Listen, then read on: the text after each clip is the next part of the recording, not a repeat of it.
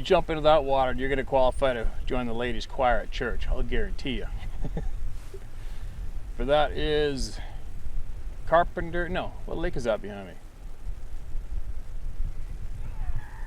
I'm having a full-on brain fart. There is some kids down the bank. They were playing in the water, the little psychos. Anyway, I'm just outside Lillooet, British Columbia. If you follow that valley that way, go to the head of that lake, hang a left, follow the drain, you go right to where I live, currently. And there is nothing but sightings. Well, they're everywhere, right? I don't even have to say it anymore, really, right? They are everywhere. G'day, Steve. Well, I've been watching you and supporting your channel for a while now. Truly think it's a terrific format and welcome breath of fresh air. Welcome breath of fresh air from the aggressiveness that can be attached to this topic. We'll start at the beginning. Where else? One of my earliest visual memories as a child is a Sasquatch. It was of a Sasquatch face smiling at me through my bedroom window. He slept in his bamboo patch that was about 6 feet from my window. Now the funny thing is that I live and have lived my whole life in the South Island of New Zealand. Being 35 now, my parents, particularly my father, was and still is very religious. I was not exposed to anything outside what was acceptable from that Christian perspective until I was older. It wasn't until about age 7 or 8 that I accidentally watched an old movie called Bigfoot, where 2 kids were kidnapped by a pair of Sasquatch after their own child died. Maybe you've seen it. LOL, pretty old. Anyway, I saw this, and that's when I realized that that's what was outside my window. I say this because there was nothing in my life prior for me to form an imaginary picture of Sasquatch. It must be real, right? Anyway, after watching this movie, I became very afraid of him and would do anything I could to isolate myself when I slept. I used to block my ears with my fingers and purposely breathe loudly as to not hear anything. Years on down the track, and that fear developed into a keen interest in the subject. Being from New Zealand, of course, no one gives 2 shits because it's just not part of the culture here. Unexplained happenings in the bush here are put down to more spirit-like activity through our native Maori culture. Anyway, more years pass, and I lost the fear, which has turned into a kind of protective love for them. I received contact from my Sasquatch bro. He told me his name and explained that it was him intervening at least times in my life when just crazy miracle stuff happened to save my life. Once when I was an infant, he caused my mother to check on me when she usually wouldn't have, only to find me having a severe asthma attack. Once our car was nearly T-boned by a rubbish truck before we all of a sudden teleported to a grass verge. My mother was driving and my sister and I were in the car. And another time, my grandmother and I witnessed my younger sister picked up by an invisible force and quickly moved off the road out of the way of a very large truck. Okay, so man, that looks and sounds weird written down, but hey, screw it. My bro is with me a lot, and people who are able to see him often shit their pants when I walk into a room. I've had many people say things like, holy shit, there's something massive behind you. Anyway, I'll wrap it up here. Feel free to share or do whatever, man. I'm still on the journey. I know sweet crap all, trying to figure this crazy shit out. Sincerely, thanks a lot, sincerely, Josh. Well, that's definitely a handful to take in a process, isn't it? I mean, who the hell am I to be the judge and tell you whether or not that is true or not? There's no shortage of what the hell things going on this planet. There's no shortage. And there's been multiple other experiences like similar to yours have been mailed in and spoke of in other channels to other people, right? It's just the way it is. I've been around the South Island, New Zealand a few times. I hunted, oh my gosh, what's the name of that lake? That great big lake, South Island, and we went straight west of that lake to Hast, on the beach there with those nasty ass sand flies. Ooh. Tried shooting some eels in the river with my bow to cook on a fire. I shot a red stag in a dirt slide out there as well. Ran around the jungle out there. There has been an overwhelming amount of reports come from New Zealand, but there has been some, and there has been from Hawaii now too. So it is what it is. If you want to share more, share away, man. We're all ears. We want to hear it all. I'm gonna hear from every single person that's emailed in eventually. We're gonna hear from every single one.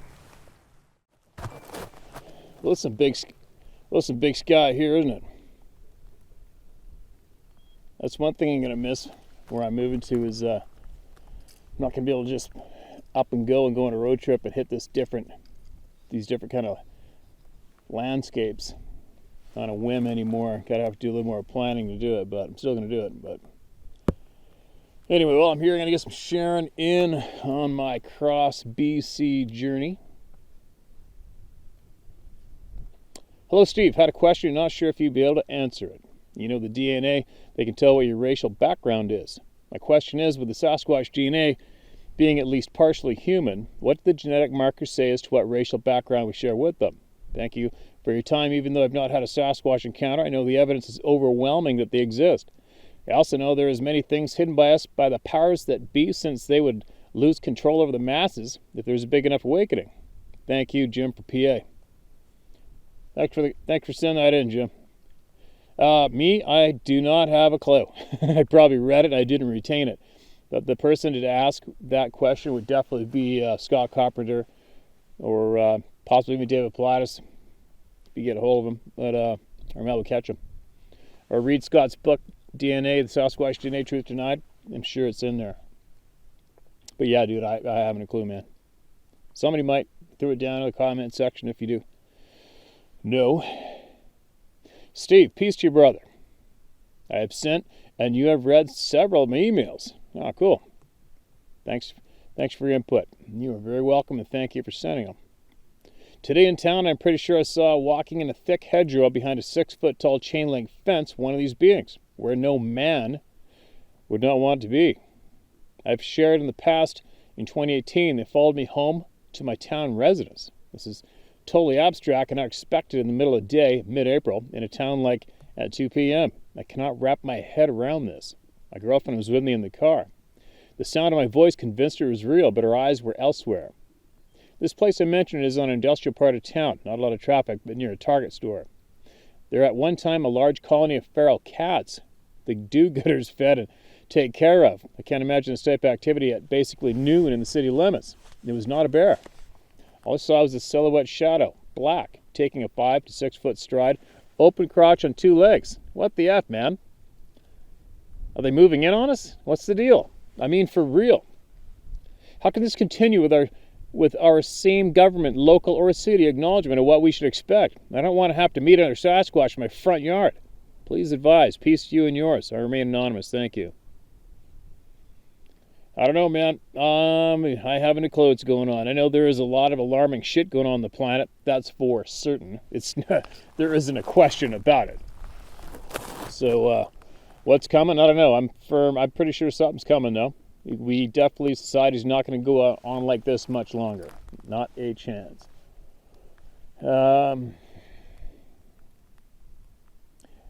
I would not be the guy. I haven't studied it enough to come up with a first-hand answer of why there's so many sightings now.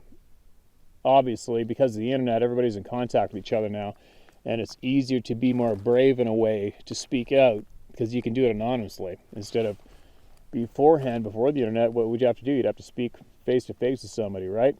And it's probably why most of the people kept their mouths shut. And then, because of the reality TV douchebags and various Sasquatch Bigfoot community groups, not all of them, but lots of them, they have definitely made it so that it can be a very insecure thought of want to come forward publicly and being labeled as an absolute moron for believing in these things because of the shit-eating job that these people have done, possibly indirectly, but directly, to ensure that it remains laughed at, mocked at. I'm going to find out why, too. I am going to find out the number one reason why that's been going on. But anyway, I don't know. I don't know what's going on. Do I think there's a big movement going against humanity from Sasquatch beings? No, I don't. Do I think there is a movement against humanity on the planet, the face of the planet right now? Without a doubt in my mind. Without a doubt in my mind. And no, I'm not some crazy, what people get labeled as what a tinfoil hat crazy conspiracy theorist. I have a feeling here, just be patient with me just for a minute. This isn't a rant. This is just me going on a road trip by myself and having nothing but time to think. And like I said, I don't stay stuck on Sasquatch myself. It leads to different wide open doors. And that's where I am now. I'm going after those closed doors to crack them open to figure out why and what the F's going on. And I was almost thinking, how can I get this across clearly is how I'm thinking it. And so I can have problems doing that sometimes. But the mainstream media, the main knowledge artery to us, is controlled. It is without a doubt 100% controlled by very dark pricks, bastards, that do not have the good of humanity in mind. They just don't. There's so much evidence to prove that. It's nauseating. What's amazing is how many of us are just standing by letting it go down. But they have a lot of power, right? Once you own the power, you own the guns, and there's not much you can do, is there? But the divide, whoever controls the media is controlling divide amongst the people. They're keeping us fighting with each other. They're promoting racism like it's the next best concert coming up this year. They're just promoting racism, promoting divide, promoting rioting, promoting fighting amongst each other. They're promoting it so much. It's just a fierce amount of energy is going into promoting divide to the people. That's very apparent to me. The internet is protecting the dark bastards. Period. Before I even get going, how can I say this? And I've been driving for a long time. I'm tired. And I'm trying to get across my thoughts clearly so you can understand and play along with me for a minute. It'd be pretty tough to deny the fact that technology's been brought to us. How long ago? Go ahead and Google yourself. How long ago did man just first take off in flight? All right, you look at the leap of advancement in technology in the short amount of time as compared to the amount of time that we've been running around the face of the planet. It doesn't even remotely add up. It does not make sense. And it's been promoted and given to us and treated as probably the next best thing since grandma's apple pie. It sure is now proving itself to be quite dark, is it not? The control, the technology delivered to us has inadvertently become the number one controller of us, and it's also become the number one promoter of dark. Possibly. Never agree with me. I'm just saying to look at things from a different angle, right? But it sure is looking like that to me. And the only way I could possibly describe what I'm trying to say is, it's kind of like, when cocaine hit North America in the 80s. It went straight to the people, straight to the inner city, not so well-off communities. Everybody loved it. Everybody had to have it. People were making tons of money off of it. Everybody's having a great time. It was the next best thing. It was the big rage, and it really, really hammered on the human beings. Everybody was all over the cocaine. And then it showed its true colors, and it started to absolutely annihilate families and communities. So, all I'm saying is there's a possibility that the technology that is brought to us is the exact same thing as cocaine. The technology that's been brought to us is the next best thing, the newest rage. Lots of people made tons of money off of it. And now all of a sudden it's turning around, it's controlling us, it's promoting the dark side, it's suppressing us, it's stopping us from speaking, it's stopping us from fighting back, and it's annihilating people and families and countries and businesses. Right? It's just a possible different angle to look at it. But anyway, that's just one of these things I was thinking about and daydreaming about as I'm driving along through this slice of real world. Was realizing just how much grief technology has caused man as of late. The divide that the technology can easily, the new technology easily creates divide amongst all of us. Easily. Well, it looks sunny and warm out, doesn't it? It's probably going to freeze tonight. It's getting a little chilly as the sun goes down. I love this big sky here, man. I love this country. Steve, thank you for your platform you've created so that we may express our experiences, and thank you for your straightforward attitude. It is honestly refreshing in today's screwed up world to have someone that actually speaks the truth. Thank you very much for those kind words. I appreciate that. My name is Kenny Chaffin and I feel free to use my name. My dog is a black lab, and she is 11 now. She has been by my side since she was 6 months old. She's honestly my best friend. She was a great duck hunter in her day in the West Tennessee swamps. She would lay against me and keep me warm when she spent the night in the duck boat the night before opening day. She woke me up twice at night when I stopped breathing. That is how we discovered I had sleep apnea. She has truly been a lifesaver to me. What I'm saying, she knows what is happening to me before I do. We built her house and moved into it in November 2019, about 1.5 hours northeast of Nashville, Tennessee. In March 2020, we got the news that we were going to go start working from home. I just got up, got a cup of coffee, was walked on the front door to walk out on the front porch. Bella, my black lab, was standing in front of the door. This is my morning routine, and she knows me. She did not want me to go outside that morning. I told her to move, and she just stood there and would not move. I had to push her out of my way, and when I walked out the door, I immediately looked to my left, and I locked eyes with a Sasquatch. There was no doubt what it was. He was about 35 yards away. I was on my front porch, and he was on the ground across the fence. We stood looking at each other for at least 2 minutes. 2 minutes would be like 20 hours, like you just said, but it seemed like 20 minutes. It had reddish hair, a black face, and I mean a black face. He was, I know this may sound weird, but he was handsome. He had a kind of a pointed nose, not the smashed nose like we were used to seeing. He's about 9 feet tall and approximately 3.5 feet wide, maybe 4 feet wide. He's a big man. I say man because I did not see any breasts.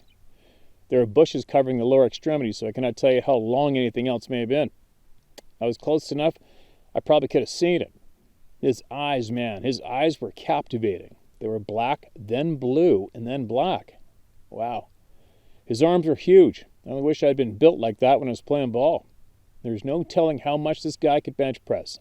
That is about all the sight information I could remember. But then after the eye lock, my dog was raising hell at the door, and I reached and grabbed the doorknob, and she came out with me while I was still looking at him. He vanished. I mean gone. Poof. Now when he vanished, Bella and I just stayed on the porch, staring at the spot. I never felt scared. I never felt threatened. I was standing out there basically in my shorts. I had a gun inside the door, but for sure not on me. My dog was standing up next to me and would not let me move toward the steps, and I was not pushing that issue either. We just stood there staring at one spot for about 5 minutes, and then there was the loudest, most guttural growl that sounded like it was from the depths of hell. Bella turned, went straight inside, and pretty much gave me a look that said, "You're on your own. I tried to tell you." I stood there for a second and backed up and backed inside. Here's another weird thing. I never looked back to look out the window to see if I could see it. I just stayed inside and went to work. I called my wife and said, "Hey, I just saw a Sasquatch in the side yard." She believed me. They had a very well-worn trail in the thicket at that time. After that sighting, it grew over and over. And I had not had any other sighting in that area. We do occasionally hear things and hear strange howls, but this is one day I'll not forget. I really want to know how my dog knows so much about me before it ever happens to me. This, I'm sure, goes for anyone that has that connection with a dog, and I'm sure you had that connection with Mr. Macaroni. I'm so sorry for that loss. How do animals know things before they happen? I sometimes wonder if we are supposed to also be able to know these things and have just forgotten them because we just no longer use them, or they are taught out of us. I know that I will lose my Bella one day. Soon, I fear, as she is 11 now. I can honestly say she knows and has known so many things about me that have saved my life. God has given her that ability, and I thank him for that, and I thank him for her. Stay safe. Kenny. It's quite the story and quite the description, Kenny. Thanks for that email, buddy. And how do dogs know? I haven't a clue, but most animals do, right? It's like when Sarah and I were holidaying in Thailand, we went to an elephant sanctuary where you could feed them, bathe them, swim with them, do all sorts of great stuff with them and brush them down and shit. And then the people were telling us that the elephants were warning the people when the tsunami was coming, which wiped out a lot of places in Southeast Asia that one Christmas Eve a handful of years ago. And the elephants were warning the people before it hit. So, are our skills taught out of us? 100% for certain they are. Without a doubt they are. Our school system should be renamed to a conditioning system, should it not?